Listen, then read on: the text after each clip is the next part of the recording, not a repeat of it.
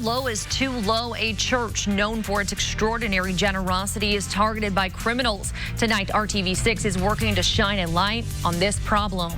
Together, we can achieve a lot. Together, we can drive out hate. Together, we can make a difference. And she's making history for her Indiana city. How a longtime officer of the law plans to use love to foster peace for Marion County communities.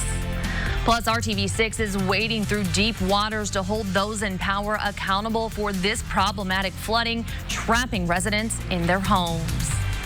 This is RTV6 News at 6, working for you.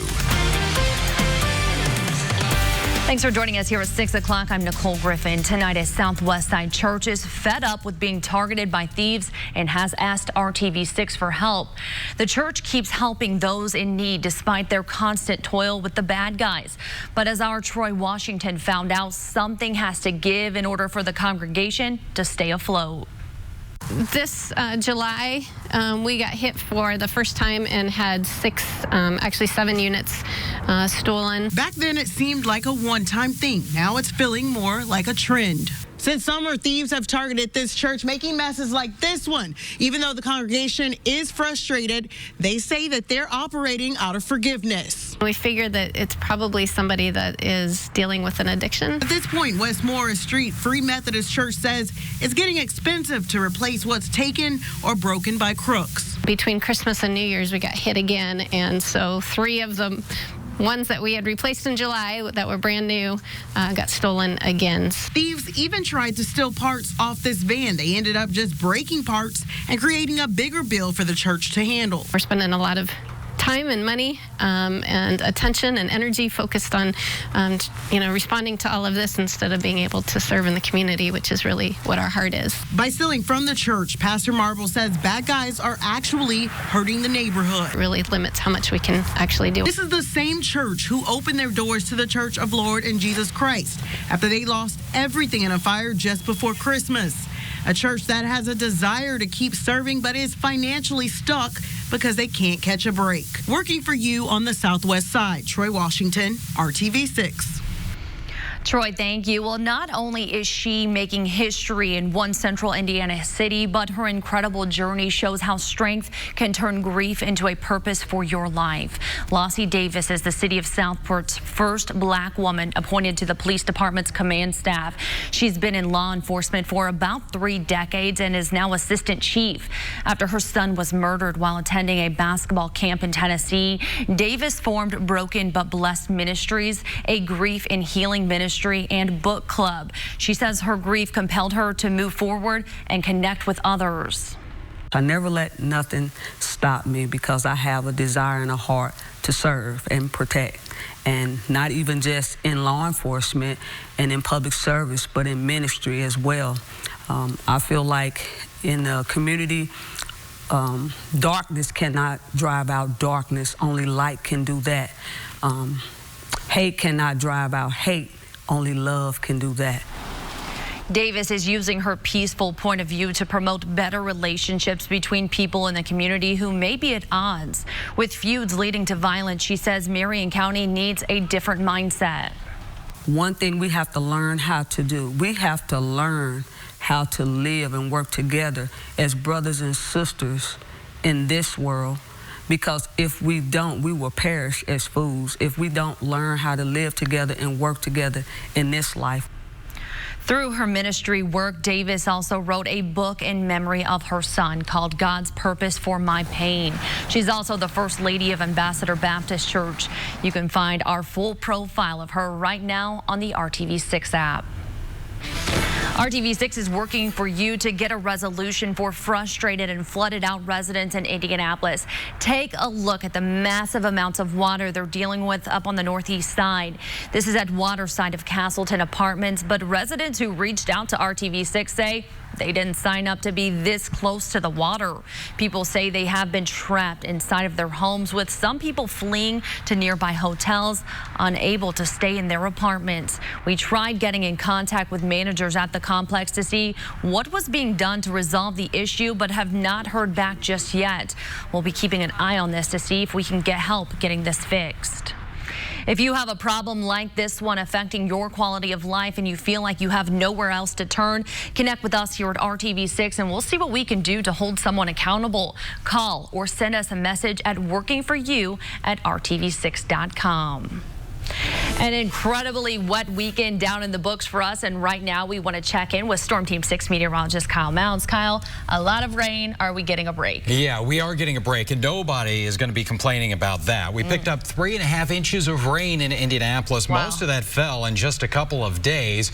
Today, just saw a few sprinkles out there, a few flurries, but temperatures, boy, does it feel different. Welcome back to January. Yesterday, our high was 64 degrees. Today, just 37 on the thermometer, but that's still technically a couple of degrees above average for this time of year. Bedford, you made it into the 40s, sitting at 39 right now. It's 36 in Greenfield, Tipton at 35 and 33 in Lafayette. We've had those clouds out there, and that's not going to be changing as we go through this evening. With that 37-degree temperature downtown, south breeze does make it feel a little bit colder at 31. So we're back to talking about some wind chills.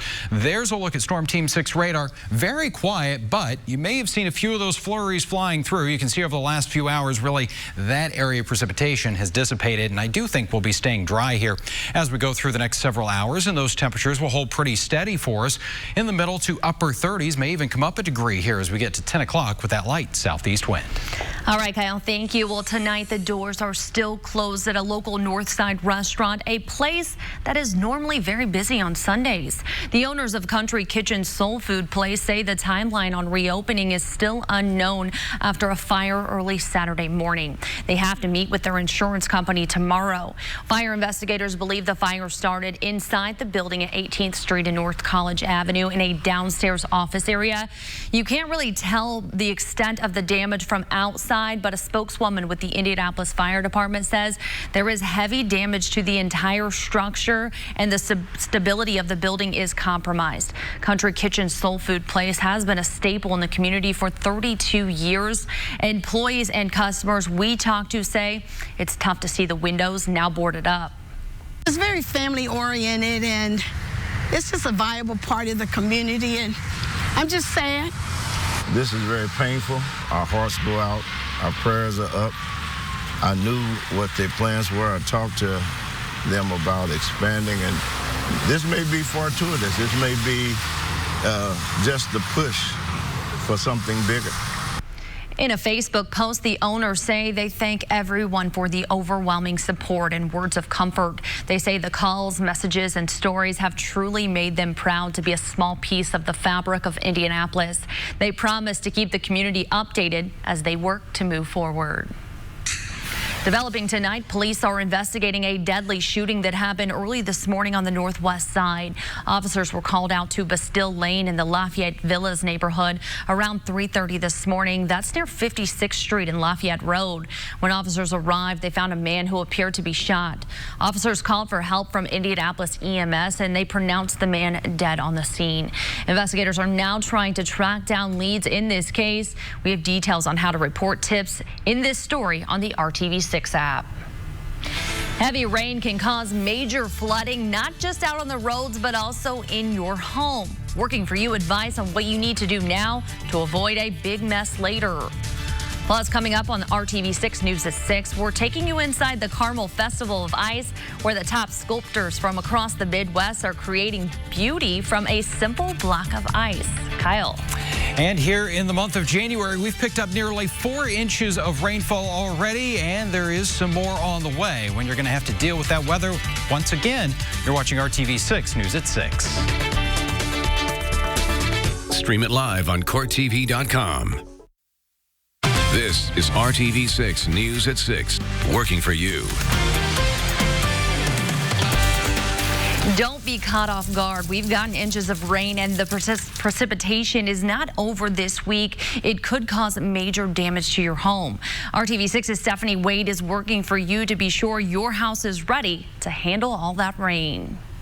We came home to about 5 inches of water flooding the basement. Not once, then about 10 months later, the same thing happened again. But twice, Tanae Wright's home has been flooded. The flooring was actually rippling and buckling, and a lot of our things were just floating in the water. There were major storms while she and her family were out of town, so the sump pump was working on overdrive.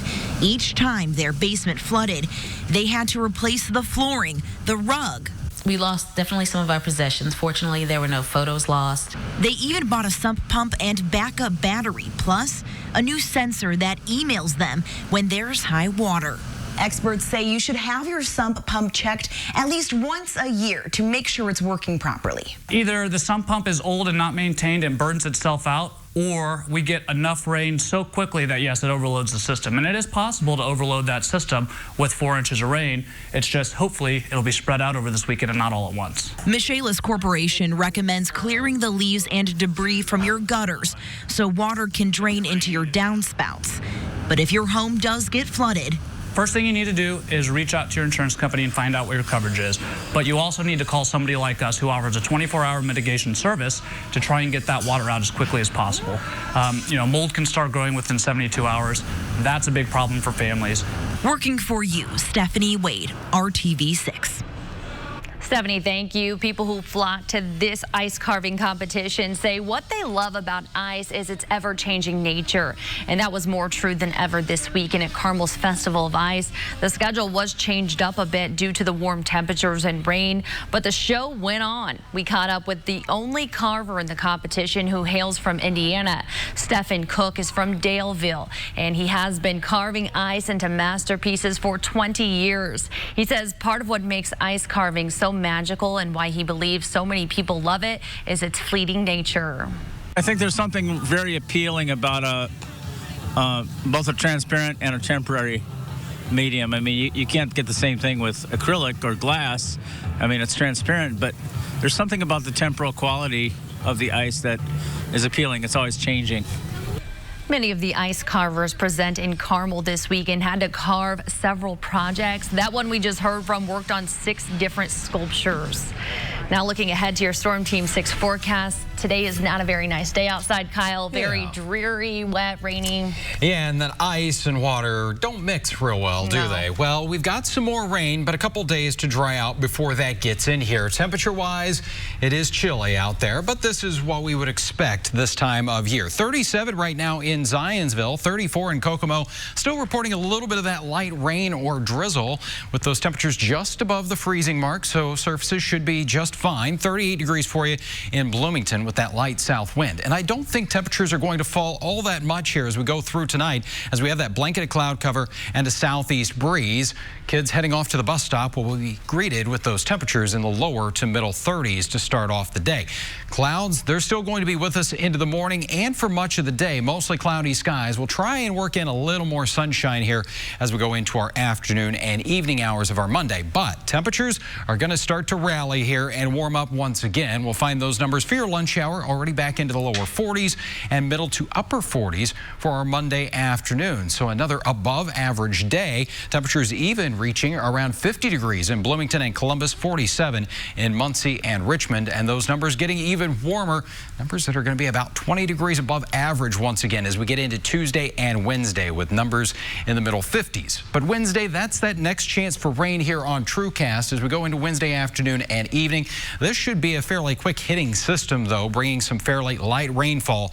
Certainly just don't need anything additional to kind of exacerbate those flooding conditions.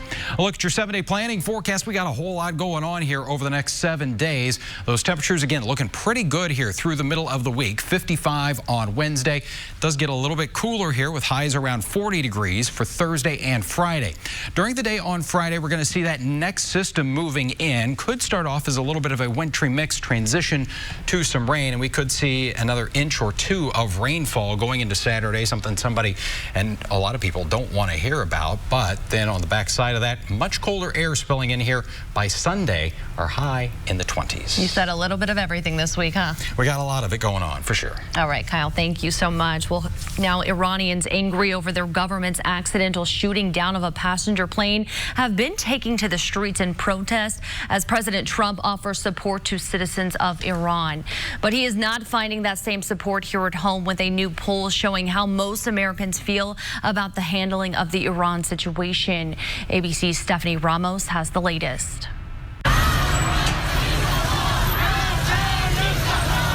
Protesters taking to the streets in Iran, shouting anti-government slogans following the Iranian military's admission that it accidentally shot down that Ukrainian passenger plane, killing all 176 people on board. President Trump tweeting directly to the Iranian people in both Farsi and English.